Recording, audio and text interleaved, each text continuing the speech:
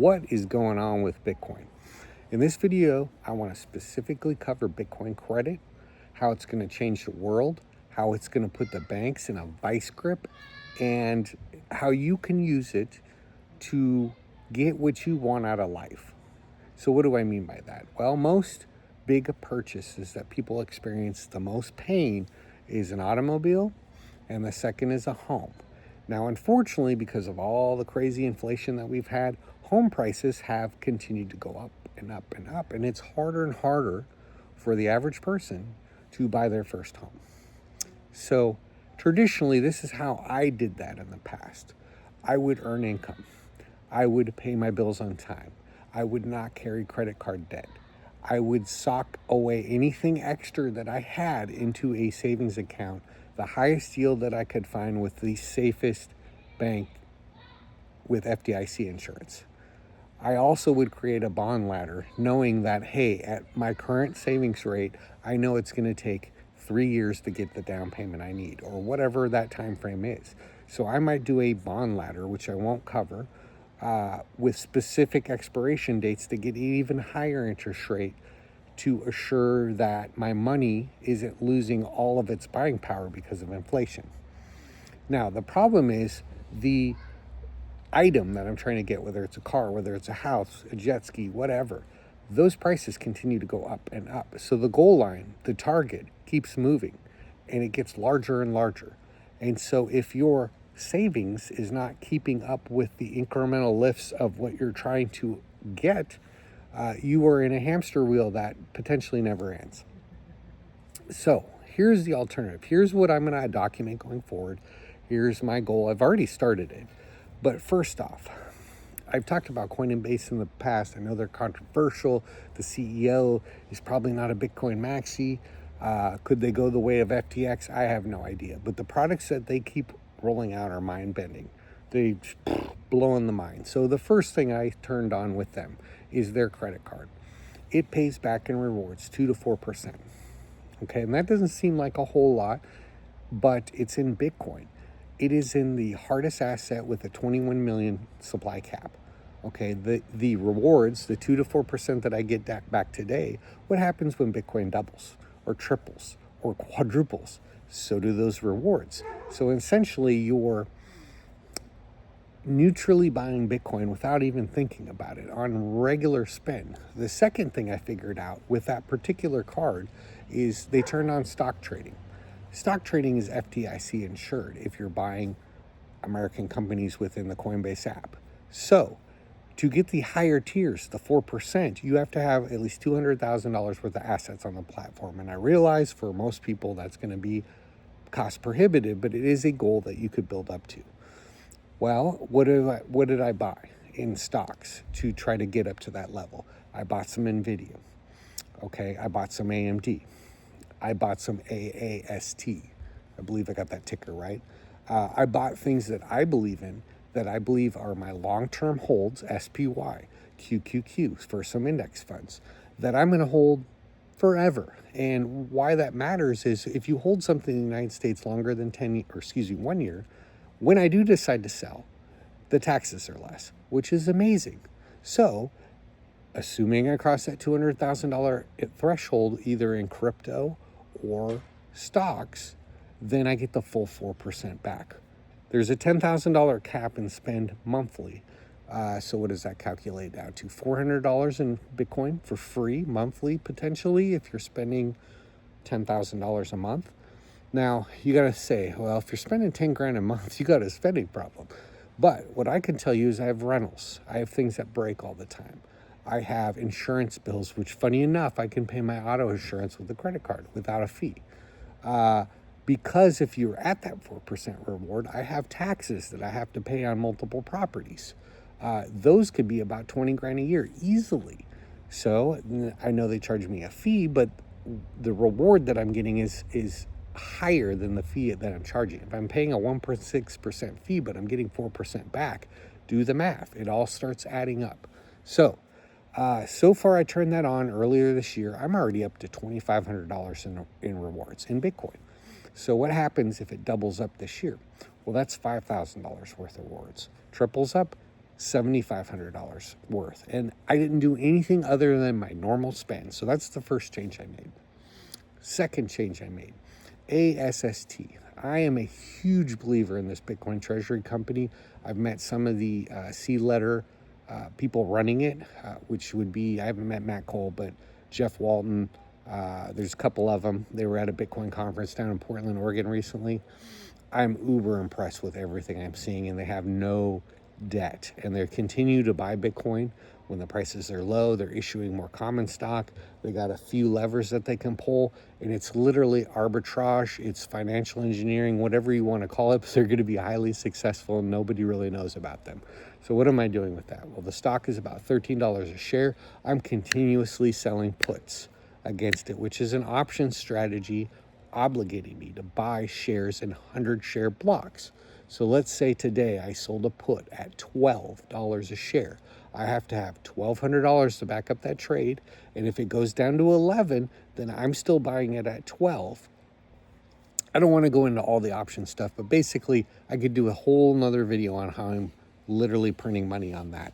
And so that is going, it's rotating, it's earning money, and it is great because you can do the flip side and sell calls, and you can just generate income.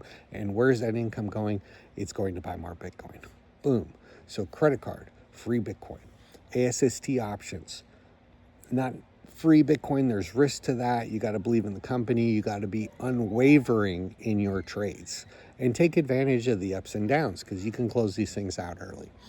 Next thing, I'm sitting on a crap ton of ASST, and if Bitcoin doubles, that will probably triple. Now, I haven't ran the math on that, but Adam Livingston, which is a Bitcoiner that I follow all the time, he did a video saying it has a potential, if Bitcoin goes up to 300,000, that it could 16x, I believe it was. So again, long-term hold, huge believer.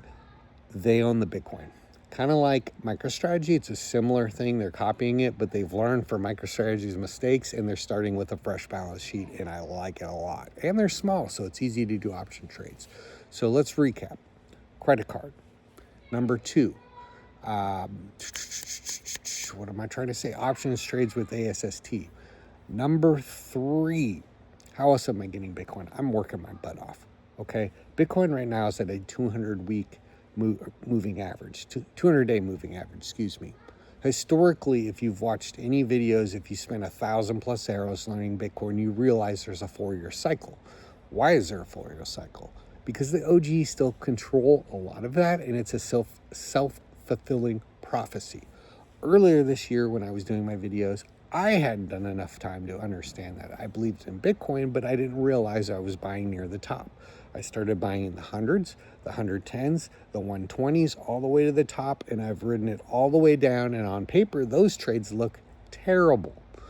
However, I'm continuing to buy in the 80s, the 70s, the 60s, the 50s, and if we go down to the 40s, I will keep buying because I am unwavering. I'm not selling, because this is key. Bitcoin-backed credit. There has been a product released within the last 6 months that allows you to buy homes using Bitcoin. And Coinbase just rolled it out a couple days ago on their platform, and it's with Better Homes, I believe, is the actual mortgage company. So how does this work? Well, you click through some normal menus. It asks you normal questions like how much you earn, what are your assets. I haven't gotten that far into it, but how much Bitcoin do you own? And you basically can pledge your Bitcoin and use that as your down payment to get into a home. What? Okay, so think about this for a second.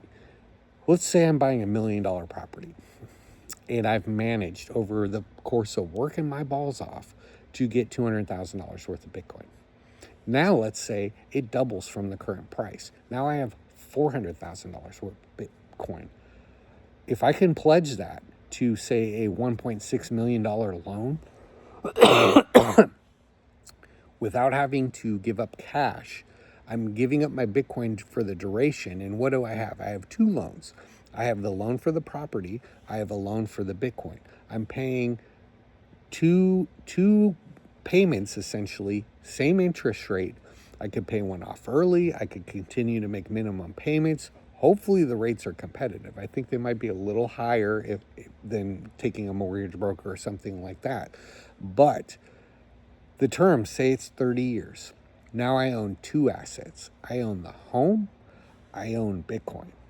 Okay. So once that's loan's paid off with these terms, you get your Bitcoin back. Now, again, third party risk. I'm giving up something that has maximum value in my mind in the next 10, 20, 30 years. What is that Bitcoin going to be worth when I pay off that loan and get it back? Even if I pay it off early, 8, 10, 12 years, what do you think that Bitcoin is going to be worth? I would wager more than the house itself by several factors. That's crazy. Okay, when you just hand them cash, that cash, yes, you have a lower payment, but you do not have two assets at that point. And that is a very powerful thing, especially when Bitcoin starts running. And when people realize how easy this is to do, it's going to put more demand on Bitcoin. It's going to put more buying on Bitcoin, and it's going to force a finite asset to become in very scarce supply. Because what are you doing? You are locking up Bitcoin for potentially 30 years that will not be traded. It's not on a cold wallet. Now it is with a mortgage company, and that concerns me because is that mortgage company going to be around in 30 years? I don't know. That is the risk, right? If they go bankrupt, something like that. And I don't even know what that looks like, but I still have to do due diligence and make sure that this company has good financial records and such. But there is risk. Anytime you're giving up your Bitcoin to someone else, there's risk. So now I would assume if they lose it, you would not continue to pay on that loan, or I don't know. I like the dynamics of it because you're continuously. Well, I've already transferred something over to a cold wallet a month ago, but it's like I'm starting over again. 500 worth of Bitcoin, 1,000 worth of Bitcoin, $1,200 worth of Bitcoin, right? That number keeps going up and up and up and up. And then when I hit a certain threshold, I transfer it out and I cold store it until I'm ready to use it as credit, collateral. Let me give you a car example. My brother-in-law just bought an F-150, and I want to say it was like a Lariat package. I'm sure it's a beautiful truck, but I've been told it was like 80 grand.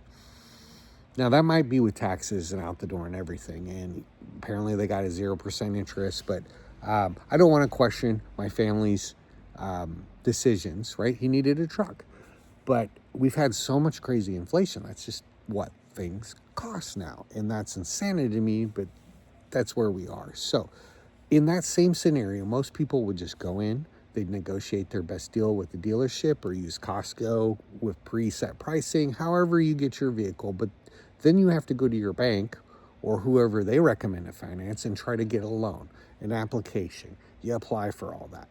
And then you get approved, hopefully, with whatever the interest rate is based on your credit. And you spread it over 60 months, 72 months, 84 months, which is insanity. But because things are getting so expensive, we got to keep extending out the payments forever. Well, here's how I would do it now, knowing Bitcoin is real and exists and you can use it as credit. I would start stacking Bitcoin like a madman, knowing that I already have a car and it works and I will continue to keep running that thing. And I put $500 here, or I treat it like a payment, $800 a month. I'm buying Bitcoin. Whatever that looks like for you, whatever makes sense for you. Keep stacking it. There are ways to stake it with some extra risk to get some yield out of it, but I would continue to stack that. Stack it. Cold store it would be the recommendation as long as you do it securely and have the time to understand how to do that properly. And then what happens when you have $20,000 worth of Bitcoin after you've done that for a while? Okay, but Bitcoin price doubles or triples off where it currently is. All of a sudden you're driving around in a brand new SUV or whatever it was, and you paid cash and you do not have a mortgage, or a loan over 80 months or 82 months. So one of the products I talked about before in Coinbase would allow me to basically pledge that and then take a loan against it. There are margin call risks in that scenario, but if you keep it less than, say, 20% leverage that way, where Bitcoin could go down 80% and you would not get called, I would think that would be relatively safe. And you could keep your Bitcoin, for one, okay? You're on a low interest. You don't have to go to a bank and beg for money. And I tried this last year or earlier this year in a video, and it was, I believe I took $20,000 out. I pledged some Bitcoin and I took 20,000 back, and I've been paying on it all this time at about 4.75% interest. So what did that allow me to do? Not file taxes, because I did not sell my Bitcoin. I own my Bitcoin. Now it is not in my control, which is again concerning, but I own my Bitcoin. Somebody else is custodying my Bitcoin, but eventually when I pay off that loan, if I ever do, then I would get that Bitcoin back, or at least that's the hope, that's the promise. But things blow up. If you've been around Bitcoin long enough, you know things can blow up. So poke holes in what I'm talking about, but let's just recap the crazy that I'm going to outline going forward in this content. 1, Coinbase credit card. Free rewards in my mind. I'm already up to $2,500, and it's going to continue to go up. And then as the price of Bitcoin goes up, so will those reward amounts. And I will be doing a future video about my $20,000 worth of credit card rewards. I guarantee it. It's inevitable because I have a lot of spend because I maintain rentals. But it doesn't have to be that way. It could just be lower spend, normal spend, eating out, paying your auto insurance, buying a new TV, whatever that looks like for you. Those rewards are real, and they're paid in Bitcoin. And over the long haul, they're giving you the scarcest asset on planet Earth, bar none, full stop. Second, let's see, the credit card, the ASST trades. I could do multiple videos on how well that's working out. I'm literally printing money, and it's ridiculous. And it's just ridiculous. So that's option trading, selling puts and calls against a company I believe in.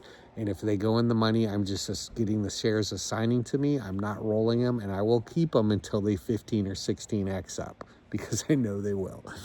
Okay. Now, but again, not financial advice. This is just my level of conviction.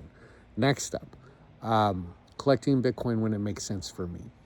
Now, I'm in a state of my life where I credit cards, if I use them, I pay them 100% off every month, no interest, right? That is the catch when they're dangling credit cards. They want you to pay the minimum payments and then pay the interest until you're dead. Do not do that. That's a recipe for disaster. But yeah, the credit card keeps paying back. I'm earning Bitcoin. I'm eventually going to use that as collateral. I'm going to use that to buy a Airbnb style home. And this is where it gets interesting. So then that Airbnb style home is going to generate revenue. It's going to allow our family to use it. It's going to allow my subscribers to rent it or use it if they would like. And and then I have a small business with a couple thousand customers, and they can use it at a discounted rate. So, I mean, it just all pairs. And at the same time, if I'm pledging, say, 2 Bitcoin, eventually when I pay off that loan, I'll still have 2 Bitcoin. If it goes up to $1 million, guess what? Multi-millionaire plus the Airbnb, plus I'll roll it later down the road if I 1031 it. There are just so many ways to do this, but again, if you've stuck with me this far, like and subscribe, follow my crazy, because I don't want to say I'm a gambler I just got back from Vegas, okay? I think I gambled with $20. I'm not really a gambler.